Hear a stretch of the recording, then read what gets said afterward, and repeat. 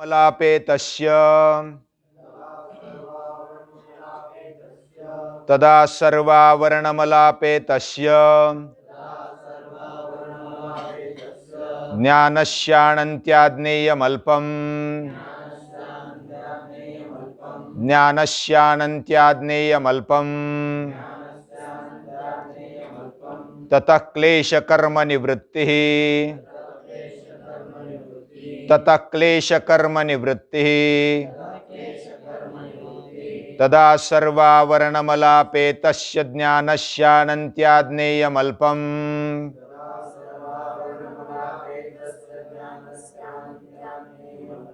तदा सर्वावरणमलापेतस्य ज्ञानस्यानन्त्याज्ञेयमल्पम्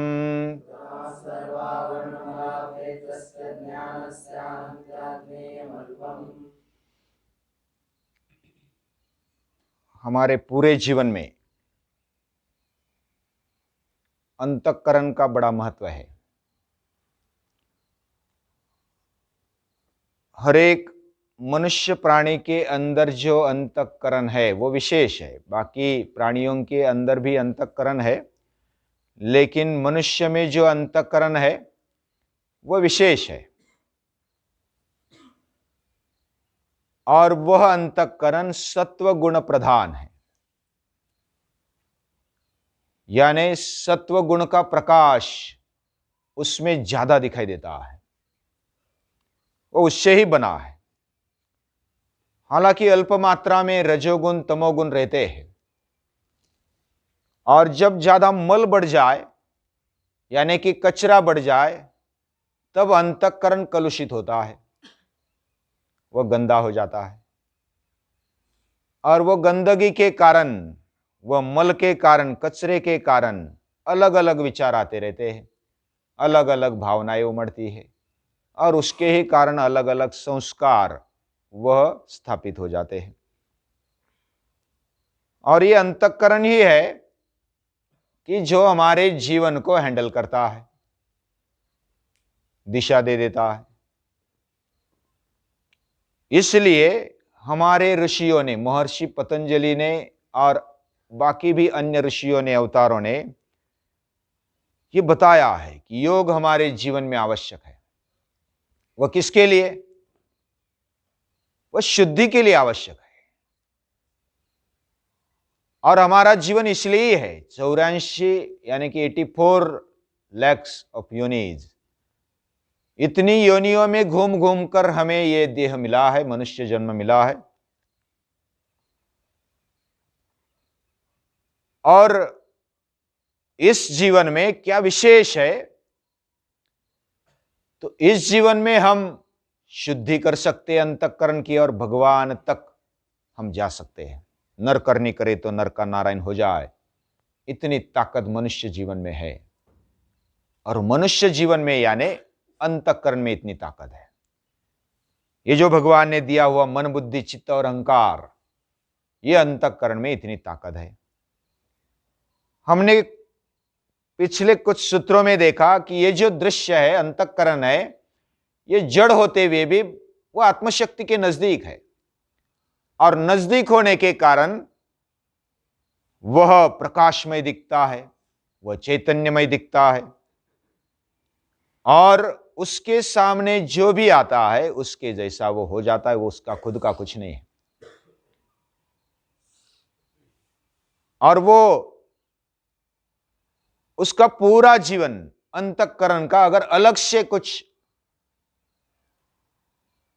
मीमांसा करके अगर सोचेंगे, यानी कि मीमांसा करेंगे, तो पता चलेगा कि ये जो अंतःकरण है वो परार्थम है, ये दूसरे के लिए है। जैसा आईना खुद के लिए कुछ नहीं है, वो दूसरों का ही प्रतिबिंब दिखाता है। वैसे अंतःकरण का ही है, और वह भी जो भी उसके सामने आ जाए उसका प्रतिबिंब उसको दिखता है। हमारे अंदर का चैतन्य, आत्मशक्ति अगर देखनी है तो अंतःकरण शुद्धि की आवश्यकता है। जैसे 15वें अध्याय में कहा गया, इतंतो योगिनश्चैनम पश्यन्ति आत्मनि अवस्थितम। हमारे अंदर बैठा हुआ चैतन्य हम देख सकते हैं कब? प्रयत्न, पुरुषार्थ चाहिए, पहली बात। दूसरी बात, अंतःकरण शुद्धि चाहिए, वो योगी होना चाहिए। योगी यानी जिसका अंतःकरण शुद्ध है। और छठे अध्याय में भी बताया है, कायेन मनसा बुद्ध्या, शायद छठा अध्याय नहीं है, दूसरा है। कायेन मनसा बुद्ध्या केवलैरिंद्रियैरपि योगिनः कर्म कुर्वन्ति संगम त्यक्त्वा आत्मशुद्धये। जो योगी का जीवन होता है वह केवल आत्मशुद्धि के लिए होता है। वह शरीर से, मन से, बुद्धि से, इंद्रियों से, इन सभी जो भौतिक चीजें हैं, इनका जो पुरुषार्थ है वह किधर लगा देता है? कायेन मनसा बुद्ध्या केवलैरिंद्रिय योगिनः कर्म कुर्वन्ति, जो भी कर्म करते हैं वह किसके लिए? संगम त्यक्त्वा, संग छोड़कर, वैराग्य पकड़कर, निष्काम भाव से आत्मशुद्धि के लिए, बस एक उनका मकसद है आत्मशुद्धि, और उसके लिए ही वो अपना जीवन जीते हैं। यही उनका मकसद होता है, यही, इसके लिए ही जीवन है। भोगापवर्गार्थम दृश्यम, योग भी यही कहता है, योग दर्शन, भोग और अपवर्ग के लिए ही यह दृश्य है। और ये चित्त है वह दूसरों के लिए है, मतलब जो भी उसके सामने आ जाते उसका आकार रंग रूप ले लेता है, और जब जिधर वो जाता है उसका वो ज्ञान कर देता है, उसको वो मालूम पड़ जाता है, और वो खुद विशेष दर्शन बन जाता है, आत्म साक्षात्कारी बन जाता है, खुद को पहचान लेता है, खुद में बैठे हुए चैतन्य को पहचान लेता है। उसके अंदर पहचानने की ताकत नहीं, लेकिन बाहर से ऐसा लगता है कि उसने पहचान लिया, उसको ज्ञान हो गया, लेकिन उसके फाउंडेशन में है आत्मशक्ति, और वो खुद आत्मभाव भावना उसमें आ जाती कि मैंने जान लिया। लेकिन इसकी भी विनिवृत्ति होनी चाहिए, विशेष प्रकार से निवृत्ति। चित्त में जो एक अहम भाव रहता है कि मैंने जान लिया, चित्त में यानी मन बुद्धि अहंकार में, बुद्धि को ऐसा लगता है कि मैंने जान लिया, इस तत्व को जान लिया, अपने चैतन्य को जान लिया, लेकिन खुद ने खुद को जान लिया, फिर खुद अलग हो गया, और खुद दूसरा कौन सा खुद है, खुदा है, वो अलग हो गया। और इधर ऐसा जब पता चलता है तो कैवल्य प्राग भारत आ जाती है, यानी मैंने ही खुद को जान लिया, और इसका मतलब खुद ने ही खुदा को जान लिया। खुद और खुदा, खुद में जो है वो खुद है स्वयं, और पूरी दुनिया में जो है वो खुदा हमारे अंदर भी बैठा है। उससे कैवल्य प्राग भारता, मैं और वो अलग नहीं है, ये जो भावना है वो कैवल्य प्राग भारता है, यानी हम एक है ये भावना, और उससे हमारा चित्त भर जाता है। और ये जो भावना आ गई तो विवेक निम्नता आ जाती है, विवेक से हम झुक जाते हैं, ज्ञान से झुक जाना। विद्या ददाति विनयात्, विद्या विनयेन शोभते, जब विद्या मिल गई तो विनय आ जाता है, नम्रता आ जाती है। जब कोई भी वृक्ष फल से लदता है, यानी कि वह फल से भरपूर भर जाता है, पक जाते हैं फल, तो वह झुक जाता है, उसकी जीवन की कृतकृत्यता हो गई, उसमें जो जीवन का साध्यता उसको मिल गया, वह विवेक निम्नता है, उसमें समझदारी है, और वो खुद झुक गया है, उसकी बुद्धि झुक गई है। बुद्धि से, ज्ञान से जो विवेक प्राप्त हुआ, वह विवेक उसको खुद को नम्र कर देता है, निम्न कर देता है। और कभी कभी यह भावना थोड़ी सी इधर उधर होती है, वह छिद्र है, फिर उसको जगह पर लाने के लिए जो भी क्लेश कर्म बीच में आ जाते हैं, तो उसकी निवृत्ति हो जाती है। किससे? जब हमारा अंतःकरण धर्मामृत धारा से भर जाता है। धर्म यानी हमारे अंदर जो भी चैतन्य बैठा है, आत्मशक्ति बैठी है, वह सर्वज्ञ है, वह चैतन्यशील है। और ये जब उसकी जो सर्वज्ञता है, चैतन्यशीलता है, ऊर्जा भरा उसका जो स्वभाव है, वो धर्म है उसका। यानी आत्मशक्ति का धर्म क्या है? साक्षी चेतो केवलो निर्गुणश्च, ये वेदांत में कहा गया।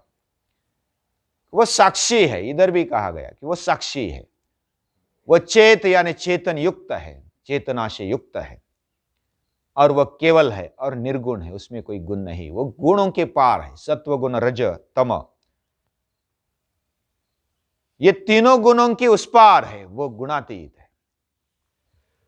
और वो बुद्धि से भी उस पार है, यो बुद्धे परतस्तु सहा। और जब ऐसी धर्मामृत धारा से, पर्जन्य से वह भर जाता है और विवेक से निम्न हो जाता है, तो उसके लिए एक बादल जैसी स्थिति होती है। वो भरा हुआ है प्यार से, ज्ञान से, ऊर्जा से, और उसको लगता है कि ये मेरा नहीं है, ये तो इस चैतन्य का है, मैं ही चैतन्य रूप हूं। और उसको अलग सा कुछ दिखाई नहीं देता। जैसा किसी बच्चे ने अगर मटका देख लिया, कुछ चूल्हा देख लिया मिट्टी से बना हुआ, कुछ अलग बर्तन देख लिया, या तो कुछ खिलौना मिट्टी से बना हुआ गाड़ा देख लिया, उसको लगता है कि ये गाड़ा है, ये मटका है, ये चूल्हा है, ये अलग अलग है, मुझे ज्ञान हो गया इन वस्तुओं का। लेकिन कुम्हार जब आता है तो उसको मालूम है कि ये मिट्टी है, ये गाड़ा ये भी मिट्टी है, ये मटका ये भी मिट्टी है, ये चूल्हा ये भी मिट्टी है, ये सब मिट्टी से बना हुआ है। ये सामान्य जो भी एकत्व का ज्ञान है वो उसको है, कुम्हार को है, लेकिन बच्चे को नहीं है। वैसे जो योगी है उसको अलग अलग दिखते हुए भी उसमें एक सूत्रता दिखाई देती है, सूत्रे मणिगणा इव। और उसमें जो है वो उसको चैतन्य यानी कि भगवान ही दिखाई देता है, दृष्टा दिखाई देता है, और फिर विश्वात्मक दृष्टि बन जाती है। उसको अलग पदार्थ दिखाई नहीं देता है। यह पदार्थाभाविनी, पदार्थाभाविनी नहीं, पदार्थ अभाविनी। उसको अलग पदार्थ का अभाव, अलग पदार्थ दिखाई नहीं देते, उसका अभाव हो जाता है। पूरी दुनिया में एक ही एक तत्व वो देखता है। ऐसी जो अवस्था है उसके ऊपर का, समझो कि जैसे हमने कल एक उदाहरण देखा था, मटके में अगर दिया है, ज्योत है, और वह जब प्रकट है लेकिन घड़े में वो बंद है तो बाहर प्रकाश नहीं आता है। उसको अगर छिद्र पाड़ दिए तो थोड़ा थोड़ा प्रकाश आएगा। अगर वो निकाल दिया, मटका निकाल दिया और केवल दिया रख दिया तो पूरा प्रकाश छा जाएगा। वैसा ज्योत के आजू बाजू जो आवरण है उसको निकाल दिया तो प्रकाश छा जाता है। वैसे अंदर ज्ञान पड़ा है, वह जब खुल गया उसके ऊपर का आवरण, ततक्षीयते प्रकाशावरणम, प्राणायाम से होता है, योग से होता है। और इस सूत्र में तदा सर्वावरणमलापेतस्य, उसके ऊपर का क्लेश कर्म निवृत्ति हो गई, पंचक्लेश और 3 कर्मों की निवृत्ति हो गई। उसके बाद वो आवरण निकल जाता है। आवरण निकल गया यानी कि पर्दा निकल गया, अभी ज्योत अपने आप प्रकटी है, उसमें जो प्रकाश है वो खुल गया है। और जो भी उसने पहले छिद्र में से एक वस्तु को प्रकाशित किया था, 100 वस्तु को प्रकाशित किया था, 1000 वस्तु को प्रकाशित किया था, उस समय ये जो ज्ञान था वो अल्प था, और जो जानने वाली बातें थी, ज्ञेय था, वो बहुत ही बड़ा था, वो ज्यादा था, अनल्प था, वो बहु था। तो इस प्रकार वो अनंत अनंत उसमें है। जैसे ज्ञान छोटा है और जानने वाली बातें बहुत बड़ी है, लेकिन जब प्रकाश पूरा छा गया, सूर्य पूरा प्रकट हो गया, तो पूरी सृष्टि के ऊपर प्रकाश छा गया। तो सभी सृष्टि के पदार्थ उसको जानने में आ गए प्रकाश के कारण। वैसा ज्ञान का प्रकाश आ गया और सभी पदार्थ दिखने लगे। फिर ज्ञान व्यापक हो गया और जो व्याप्य है वो क्या हो गया?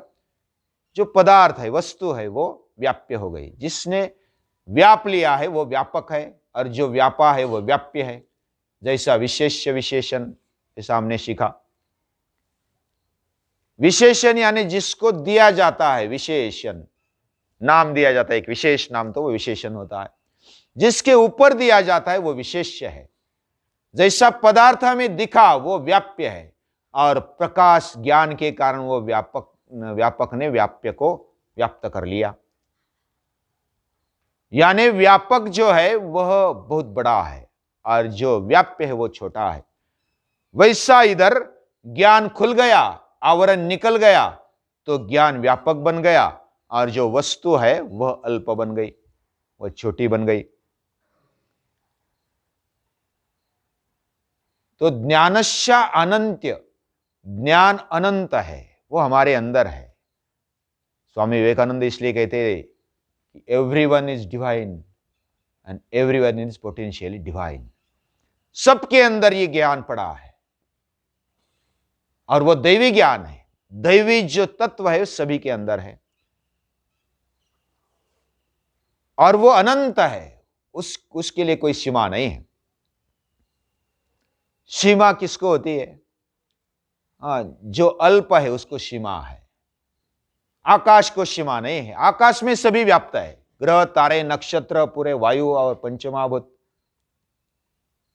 यानी आकाश इतना बड़ा पंचमहाभूतों में है, उसमें सभी व्याप्त है, उससे बाहर कुछ नहीं है।